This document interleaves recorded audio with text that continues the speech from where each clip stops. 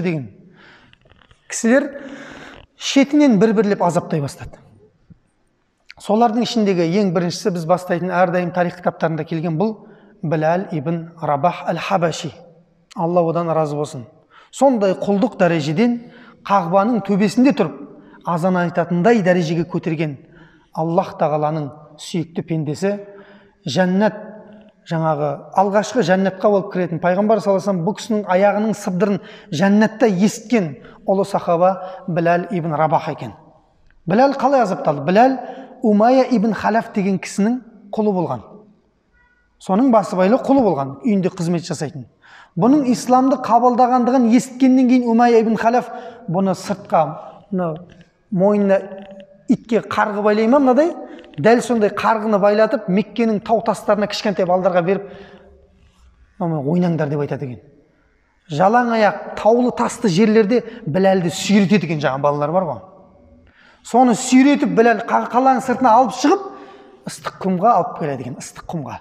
Ал ыстық құмның үстінде Умайя ибн Халаф, Абу Жахил сияқты біреуді қинағаннан ләззат тататын адамдар отырады екен күтіп.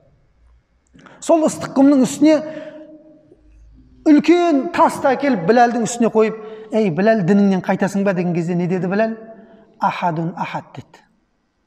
Алла жалғыз деді. Алла жалғыз, мен дінімнен қайтпаймын деді. Біләл радиаллаху анху. Сонда Біләлді одан сайын қатты азаптайтын еді. Сонда да Біләл мен не деді? Дінімнен қайтпаймын деді.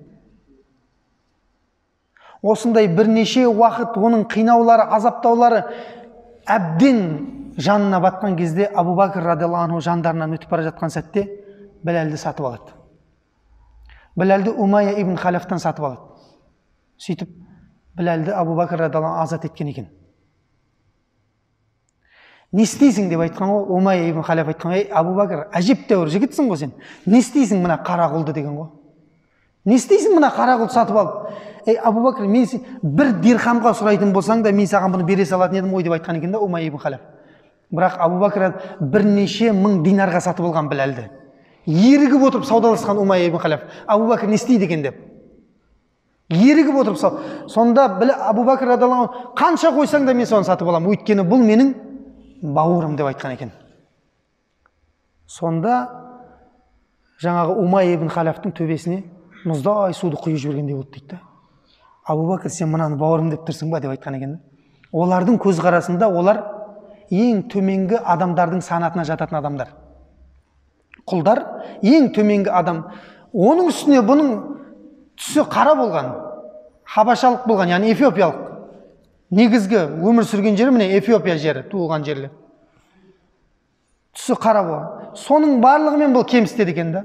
Сонда Абу Бәкір айтты, жоқ, сен қанша қойсаң да мен соған сатып алам, өйткені бұл менің бауырым деп айтқан екен. Бұл Біләл ибн Рабахтың көрген азабы.